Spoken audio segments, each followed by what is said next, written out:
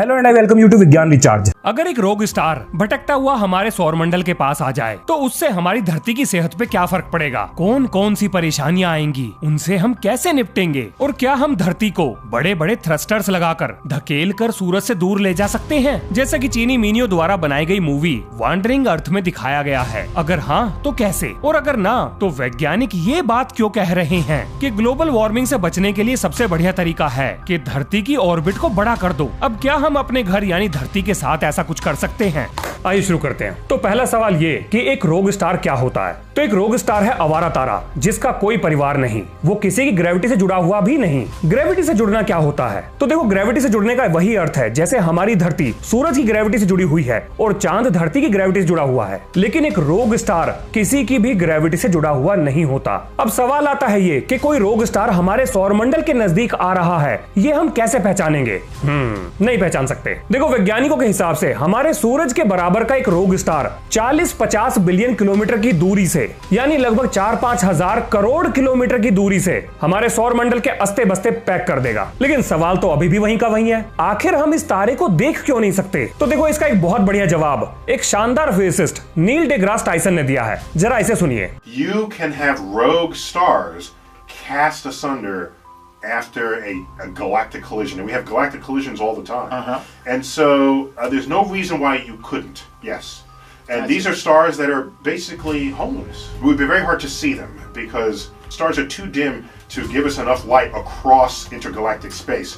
When you look out of our galaxy, right, you need awesome telescopes to see only the brightest stars in other galaxies. Otherwise, it's the merged puddle of light from the 100 billion stars themselves. You're not picking them out one at a time. अब जरा सोचिए, इतनी दूरी से आने वाली रोशनी एक खिचड़ी की तरह दिखाई देगी। अब इस खिचड़ी रोशनी में हम उस तारे की रोशनी को कैसे पहचानेंगे? नहीं पहचान सकते। मतलब हमें कभी भी पता नहीं लगेगा कि कोई रोग स्टार हमारे सौरमंडल की तरफ आ रहा है। लेकिन कमाल की बात यह है कि इतनी दूरी से वो रोग स्टार धरती की बर्बादी का फीता काट देगा, जिसके पीछे का कारण है ग्रेविटेशनल वेव। अब देखो, ग्रेविटेशनल वेव का मतलब आप ऐसे समझो जैसे कि स्पेस फैब्रिक पर जब कोई मास रखा होता है तो उसकी मूवमेंट की वजह से जो हलचल पैदा होती है उसको ग्रेविटेशन वेव कहते हैं। आप इसे ऐसे भी समझ सकते हो कि एक शांत पानी में जब आप एक पत्थर फेंकते हो तो वेव उठती है। ठीक इसी तरीके से जब एक मास स्पेस कर्व पर चलता है तो वहां ग्रेविटेशन वेव पैदा होती है, और ये ग्रेविटेशन वेव किसी भी सोलर सिस्टम के प्लैनेट्स को डी ऑर्बिट कर सकती है। अब अगर ये दिखाई नहीं देगा तो हमें पता कैसे चलेगा कि रजिया गुंडों के पीछे फंस गई? और रजिया से मेरा मतलब है धरती मुसीबत में आ गई। ये बहुत आसान है। धरती सूरज का चक्कर लगाती है और इसी कारण की वजह से हमें तारों की पोजीशन रोज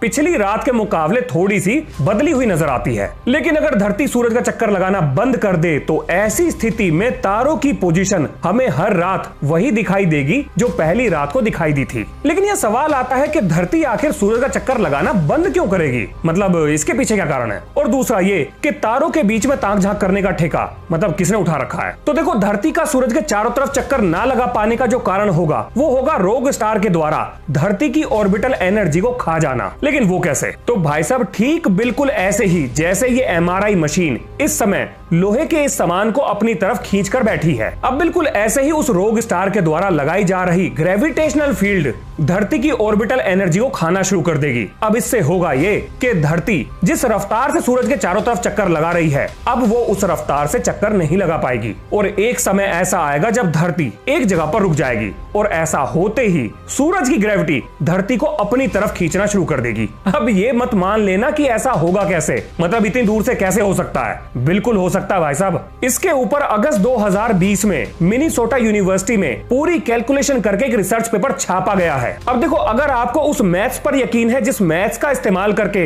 हम स्पेस में घूम घाम कर वापस आए हैं, तो ये बात भी वही मैथ्स हमें बता रहा है कि एक रोग स्टार 50 बिलियन किलोमीटर की दूरी से धरती की ऑर्बिटल एनर्जी को खा जाएगा। और अब बात करते हैं कि ये ताक झांक का ठेका किसके पास है? तो देखो, दुनिया की जितनी भी स्पेस एजेंसीज हैं या प्राइवेट एस्ट्रोनॉमर्स तारों की इस ताक झांक का लेखा जोखा अपने पास रखते हैं और ये काम डेली होता है, डेली बेसिस पर, ताकि हमें ये पता रहे कि 8 ग्रहों के इस परिवार में सब कुछ ठीक ठाक चल रहा है या नहीं। अब अगर सब कुछ ठीक निकला तो अगले दिन का इंतजार करो, और अगर ठीक नहीं निकला तो अकेले काहे डरें, इसका आनंद पूरी दुनिया को दें। अरे मजाक कर रहा हूं, ऐसा नहीं होता। चलो अब जरा ये देख लेते हैं कि अगर धरती सूरज का चक्कर लगाना बंद कर देती देती है तो इसका क्या नतीजा निकलेगा, मतलब हमारी सेहत पे कौन सा फर्क पड़ेगा। देखो, अगर धरती सूरज का चक्कर लगाना बंद कर देती है तो ऐसी स्थिति में धरती सूरज की ग्रेविटी के कारण उसका हालचाल लेने के लिए निकल जाएगी। अब यहाँ सवाल आता है ये कि धरती सूरज की तरफ किस रफ्तार से जा रही है या फिर वो एक दिन में कितनी दूरी तय करेगी। तो भाई साहब, धरती 5 लाख किलोमीटर प्रति दिन की दर से सूरज की तरफ आगे बढ़ेगी। और हाँ, जो भी मैं डाटा यहाँ पर कोट कर रहा हूँ वो मेरा नहीं है, इसके ऊपर जो रिसर्च पेपर छपा है वो मैं आपको पढ़ने के लिए दे दूंगा, आराम से पढ़ना। भाई साहब, अब पड़ेगी गर्मी की मार और जहां पर एवरेज तापमान 30-32 डिग्री के आसपास रहता है वहां लगभग हफ्ते भर के अंदर ही तापमान 40 से 50 डिग्री सेल्सियस के पार पहुंच जाएगा। और अगर मौसम अभी की तरह जैसे अब नवंबर चल रहा है सर्दियों का हुआ तो आप ये मानकर चलो कि दिसंबर जनवरी में भी लोगों को अपने एसी चलाने पड़ेंगे। इसका मतलब ये भी हुआ कि लोग अपने अस्ते बस्ते पैक करके पहाड़ों की तरफ दौड़ेंगे। सियाचिन जहां पर लगभग -20 से -30 डिग्री का तापमान औसतन रहता ही है वहां पर भी लोगों को एसी की जरूरत पड़ेगी। यूरोप का गर्मी के कारण बुरा हाल हो जाएगा, उन्हें वैसे भी गर्मी सहने की आदत है नहीं। इस बार जो गर्मी पड़ी थी वो तो उसमें ही हाय हाय मचा रहे थे। और जो भी देश या राज्य समुद्र के किनारे पर हैं वो लगभग पानी में पूरी तरह से डूब जाएंगे। अब देखो, इतनी भीषण गर्मी के कारण धरती का जो एटमॉस्फेयर है वो गर्म होगा तो एक्सपेंड होगा। और जब एटमॉस्फेयर एक्सपेंड होता है तो ये धरती के चारों तरफ घूम रही सैटेलाइट्स को ड्रैग महसूस कराएगा, घर्षण महसूस कराएगा। और इस ड्रैग की वजह से जो सैटेलाइट की ऑर्बिटल एनर्जी है वो घटेगी। और जब सैटेलाइट की धरती के चारों तरफ घूमने की रफ्तार धीमी होगी तो धरती की ग्रेविटी सैटेलाइट को नीचे खींच लेगी। इसका मतलब स्पेस में जितने भी सैटेलाइट होंगे वो एक एक करके धरती पर आ गिरेंगे। इसका मतलब ये भी हुआ कि धरती के बाहर जो भी हमने कूड़ा करकट फैलाया है वो सारा वापस धरती पर आ जाएगा। अब अगर सैटेलाइट गिर गए तो रेडियो, टीवी, इंटरनेट, टेलीफोन सब बंद, सारे कम्युनिकेशन के साधन पूरी तरह से बंद। इसके बाद लगातार बिजली की डिमांड की वजह से पावर ग्रिड फेल होना शुरू कर देंगी और एक महीने के अंदर ही तापमान इतना बढ़ जाएगा कि हमारे द्वारा धरती पर बनाई गई हर चीज पिघल जाएगी। अब इसका मतलब ये भी है कि ऐसा होने से पहले सारे इंसान मारे जाएंगे। अब देखो, ये तो तब होगा कि अगर हम बचने का कोई भी प्रयास ना करें, लेकिन मान लेते हैं कि दुनिया के सारे देश इकट्ठा आ जाते हैं और ये सोचकर नहीं कि एक दिन रोग स्टार आएगा तब हम क्या करेंगे, बल्कि इसलिए क्योंकि वो ये बात समझ चुके हैं कि एक दिन हमारा ग्रह या तो सूरज की भेंट चढ़ जाएगा, क्योंकि हमारा सूरज भी धीरे धीरे अपना सारा फ्यूल जलाकर रेड जायंट में बदलेगा। और जब ऐसा होगा तो धरती इससे बच नहीं पाएगी। तो इन सारे खतरों को देखते हुए पूरी दुनिया इकट्ठी आ जाती है। ऐसा एक पल के लिए मान लेते हैं और मान लेते हैं कि सभी देश थोड़ा थोड़ा पैसा डालकर धरती को बचाने के लिए एक कंबाइंड प्रोजेक्ट लॉन्च करते हैं जिसमें हर देश का कोई ना कोई वैज्ञानिक या फिर इंजीनियर काम कर रहा होगा। मतलब अब मैं जो आपको बताने जा रहा हूं वो थोड़ा साइंस फिक्शन से रिलेटेड है, लेकिन उसके पीछे साइंस क्या है और उसके फिक्शन में सच होने की कितनी संभावना है, इन दोनों चीजों को देख लेते हैं। तो पहला सवाल आता है ये कि जी प्लान क्या है। तो भैया प्लान है ये कि हम बड़े बड़े थ्रस्टर्स बनाएंगे, धरती के ऊपर लगाएंगे और धरती को ही लेकर इस सौर मंडल से बाहर निकल जाएंगे। अब क्या हम ऐसा कर सकते हैं? अगर हाँ तो कैसे, और अगर ना तो क्यों? आइए जानते हैं। और आगे बढ़ने से पहले मैं आपको एक मजेदार चीज बताता हूं। अभी हाल फिलहाल में मैं एक रिपोर्ट पढ़ रहा था जिसमें यह बताया गया कि देखो, धरती पे ऐसे बहुत सारे निकम्मे देश हैं जो कि पोल्यूशन वगैरह के बारे में नहीं सोचेंगे। इसका मतलब यह भी हुआ कि ग्लोबल वार्मिंग के ऊपर वो सिर्फ ढोल बजाएंगे, करेंगे कुछ नहीं। बाकी मेरा इशारा किस देश की तरफ है ये आप समझ ही गए होंगे, आप हो ही समझदार। अभी हाल फिलहाल में वहां का प्रेसिडेंट भी चेंज हुआ है। तो जी उस आर्टिकल में ये लिखा था कि देखो, क्योंकि हम धरती पर पोल्यूशन करने से बाज तो आएंगे नहीं, तो ग्लोबल वार्मिंग लगातार बढ़ती ही रहेगी। तो क्यों ना कुछ ऐसा करें कि हम धरती का सूरज के चारों तरफ जो ऑर्बिट है उसको थोड़ा सा बड़ा कर दें। मतलब मोटा मोटा मतलब ये निकला कि अगर हम धरती की दूरी सूरज से थोड़ी सी बढ़ा दें तो धरती तक आने वाली सूरज की गर्मी थोड़ी सी कम हो जाएगी। और अगर ऐसा होता है तो ग्लोबल वार्मिंग का असर को निपटाया जा सकता है, जिसका मोटा मोटा मतलब ये निकलता है कि धरती का ऑर्बिट बड़ा करने से धरती का तापमान उसी हिसाब से बैलेंस हो जाएगा और ये पोल्यूशन की फैक्ट्री चलती रहेगी। अपनी सेहत पे कोई फर्क नहीं पड़ेगा, मतलब सेहत पे तो पड़ेगा पर तापमान पे नहीं पड़ेगा। और भाई साहब, धरती पर जनसंख्या 8 बिलियन से ऊपर जा चुकी है, तो अगर उसमें से कुछ 1-2 बिलियन निबट भी जाएंगे, मतलब पोल्यूशन की भेंट चढ़ जाएंगे, तो इससे किसी की सेहत पे कोई फर्क ना पड़ता। तो देखो, जिस आइडिया के बारे में अभी मैंने आपसे बात करी है, मतलब कि धरती के अंदर बड़े बड़े थ्रस्टर्स लगाने वाला आइडिया, ये मेरा अपना नहीं है, बल्कि एक पिक्चर से उठाया गया है जिसका नाम है वांडरिंग अर्थ। अब उसमें दिखाया गया धरती को बचाने का यह तरीका साइंटिफिकली कितना सही है, कितना फीजेबल है, ये हम पता करने की कोशिश करते हैं। तो अगर उस मूवी की बात करें तो धरती को उसकी ऑर्बिट से धकेलने के लिए लगभग 1000 रॉकेट इंजन लगेंगे, मतलब थ्रस्टर्स कह सकते हो। अब अगर हम आज तक भी मानव इतिहास में बनाए गए सबसे शक्तिशाली रॉकेट इंजन का भी इस्तेमाल करते हैं, यानी कि F1 का भी इस्तेमाल करते हैं, जो कि सैटर्न 5 रॉकेट में इस्तेमाल हुआ था, तो भी 6 × 10 की पावर 24 किलोग्राम की धरती को हिलाने के लिए, मात्र हिलाने के लिए 1000 इंजन के द्वारा आधा मिलियन पाउंड का थ्रस्ट लगेगा।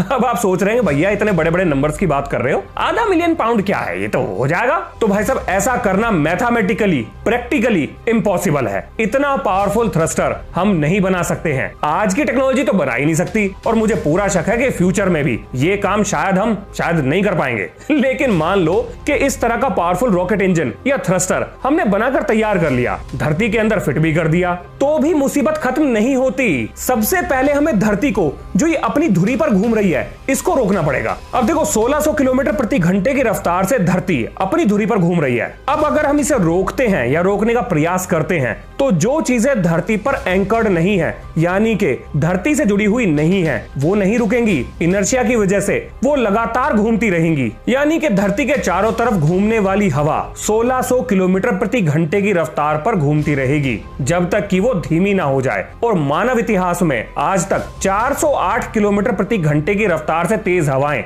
हमने नहीं देखी हैं। और अगर मैं गलत नहीं हूं तो ये डाटा ऑस्ट्रेलिया में रिकॉर्ड हुआ था, और ये बात है 1996 की। कोई ओलिविया नाम का साइक्लोन शायद आया था, अब काफी टाइम हो गया मैंने जब इसके बारे में पढ़ा था। तो मतलब ये निकलता है कि सिर्फ अंडरग्राउंड चीजों को छोड़कर बाकी सारी चीजें इस रफ्तार में बह जाएंगी। ये सारी बिल्डिंगें तोड़ देगा, जितने भी स्ट्रक्चर हमने बनाए हैं सब खत्म हो जाएंगे। और अगर लग रहा है कि चलो अंडरग्राउंड हम चले जाएंगे, तो नहीं, मुसीबतें तो अभी शुरू हुई हैं। आगे देखिए, अचानक से धरती की इस रोटेशन रुकने के कारण मेगा सुनामीज आएंगी, समुद्र में बहुत जबरदस्त, बहुत बड़ी बड़ी लहरें उठेंगी, जो कि जितने भी स्ट्रक्चर्स जो आपने अंडरग्राउंड बनाए हैं उन सबको पूरी तरह से पानी में डुबा देंगी। पर मान लेते हैं कि आप इन सारी चीजों से भी अगर बच जाते हो, तो भी परेशानियां खत्म नहीं हुई हैं। आगे सुनिए, धरती की मैग्नेटिक फील्ड में उसकी रोटेशन का बहुत बड़ा रोल है। अगर धरती अपनी रोटेशन को बंद करती है, तो धीरे धीरे धरती की मैग्नेटिक फील्ड खत्म हो जाएगी। अब अगर धरती की मैग्नेटिक फील्ड खत्म होती है, तो जो स्पेस से रेडिएशन आ रहा है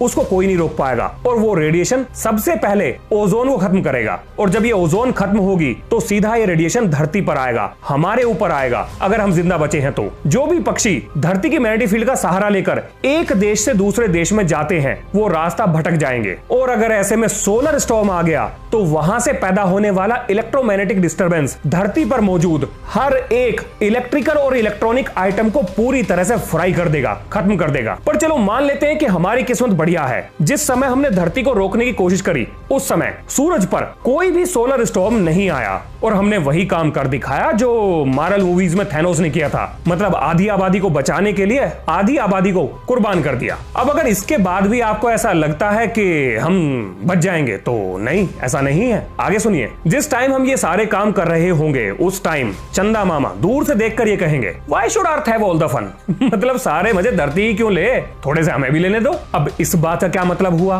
तो जी इस बात का मतलब है ये कि जब आप धरती पर अपने थ्रस्टर्स को स्टार्ट करोगे और धरती को शिफ्ट करोगे, तो चांद भी अपनी ऑर्बिट को शिफ्ट करेगा, चेंज करेगा, क्योंकि वो धरती की ग्रेविटी से जुड़ा हुआ है। और अगर ऐसा हुआ, तो ये बात आप लिख कर ले लो, जो कि साइंटिस्ट कैलकुलेट कर चुके हैं, कि चांद धरती से दूर जाने के बजाय धरती पर आकर ही टकरा जाएगा। अब कुल जमा बात ये निकली कि आपको अगर धरती को इस सोलर सिस्टम से बाहर लेकर जाना है, तो चांद को ठिकाने लगाना पड़ेगा। अब ये कैसे होगा, ये किसी को भी नहीं पता। पर चलो मान लो कि हम ये काम भी कर लेते हैं, किसी तरीके से चांद को भी ठिकाने लगा देते हैं। मतलब कैसे? मान लेते हैं कि हम चांद पर गए, वहां पर भी ऐसे थ्रस्टर्स लगाए, उन्हें ऑन करा और छोड़ दिया, चांद अपने रास्ते पर निकल लिया, हम वापस धरती पर आ गए, इतना काम हो गया। लेकिन आगे भी मुसीबत है। ये जो बड़े बड़े थ्रस्टर्स, इंजन्स आपने धरती के चारों तरफ लगाए हैं, इसको धकेलने के लिए लगाए हैं, भैया ये फेंकेंगे क्या? मतलब कौन सा फ्यूल जलाओगे इसमें? अब इस बात का का क्या मतलब है? तो देखो,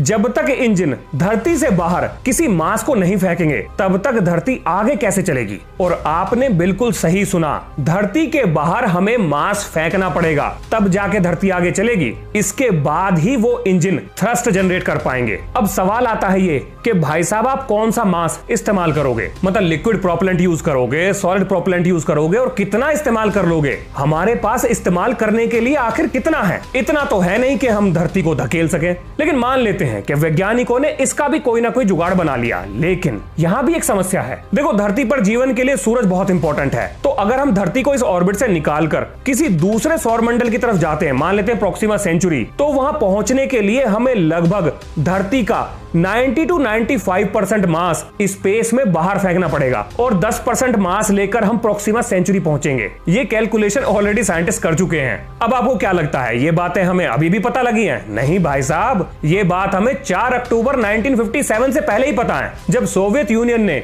अपना पहला सैटेलाइट यानी स्पुतनिक 1 लॉन्च करा था। और क्योंकि हम ये बात जानते हैं, इसीलिए इंसानों को स्पेस में भेजा गया, ताकि वो स्पेस को समझें, स्पेस में चीजें कैसे काम करती हैं उसको समझें, और भविष्य में मानवता को बचाने के लिए स्पेस मिशन भेजे जा सके। अब यहाँ पर आप ये भी समझ गए होंगे कि एलोन भैया क्यों इतने हाथ पैर पटक रहे हैं कि भैया मंगल का फीता तो मैं ही काटूंगा। क्योंकि देखो, ये बात सब जानते हैं कि धरती को उसकी ऑर्बिट से लेकर जाना ये प्रैक्टिकल चीज नहीं है। तो आज के समय जो हमारा सबसे बढ़िया बैट है यानी कि जुआ है, वो यही है कि किसी तरीके से हम ऐसा कुछ बना लें कि हम इंसानों को ही दूसरी जगह पर शिफ्ट कर पाएं। अब यहाँ एक सवाल मेरे दिमाग में आ रहा है जिसका जवाब मैं आपसे चाहूंगा, वो ये कि हमारे पास मानवता को बचाने का सबसे बढ़िया ऑप्शन क्या है? क्या हम किसी ऐसे स्ट्रक्चर को बना लें स्पेस में जहां पर मानवता को शिफ्ट कर दिया जाए? मतलब कुछ ही लोग जा पाएंगे, सब तो नहीं जा सकते, लेकिन चलो जितने भी जाएं, एक ऐसा स्ट्रक्चर के अंदर हम उन्हें फिट कर दें और उसे लेकर हम स्पेस में भटकते रहें। और दूसरा ये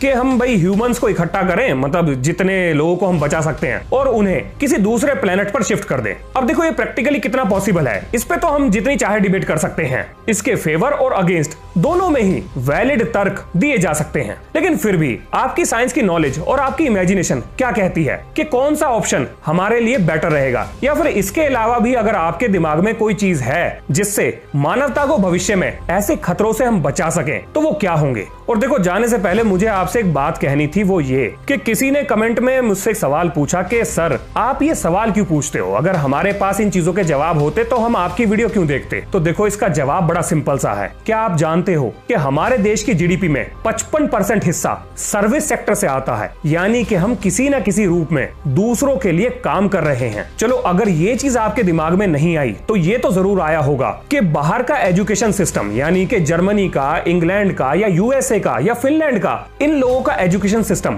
हमसे इतना बेटर क्यों है? तो उसका कारण है ये कि जब हमारा देश गुलाम था तो अंग्रेजों ने हमारे एजुकेशन सिस्टम को इस तरीके से डिजाइन करा कि हम चीजों को समझने के बजाय फॉलो करना सीखें। यानी कि एक तरीके से हमारी क्रिटिकल थिंकिंग, हमारी सीखने और समझने की काबिलियत को पूरी तरीके से खत्म करने की कोशिश की गई। और ये डिफरेंस आप देख सकते हो, बाहर का एजुकेशन सिस्टम और हमारे देश के एजुकेशन सिस्टम में जमीन आसमान का फर्क है। और आज भी हम अपने स्कूल्स और कॉलेजेस में उसी एजुकेशन सिस्टम को फॉलो कर रहे हैं। जब भी आप कोई सवाल पूछते हो तो आपके टीचर या प्रोफेसर आपको या तो जवाब नहीं देते या फिर किसी और तरीके से आपकी क्यूरियोसिटी को पूरी तरह से निपटाने की कोशिश करते हैं। अब इसके लिए मैं उन टीचर्स को तो दोष नहीं दूंगा, लेकिन हमारे सिस्टम में ही खराबी है। अब जो बच्चा बचपन से इस पैटर्न को फॉलो करता हुआ आ रहा है, उसकी एक आदत बन जाती है कि वो सवाल ना तो पूछेगा और ना सवाल सोचेगा। और इस पैटर्न को तोड़ने का सबसे बढ़िया तरीका है सवाल करो। कोई फर्क नहीं पड़ता कि सवाल गलत है, सही है या बेतुका है, उससे कोई दिक्कत नहीं, बस सवाल करो, अपने आप से करो, जिससे कर सकते हो उससे करो। और जितने ज्यादा आप सवाल करोगे उतना ही दिमाग उन सवालों के जवाब को ढूंढने की कोशिश करेगा, इमेजिन करेगा,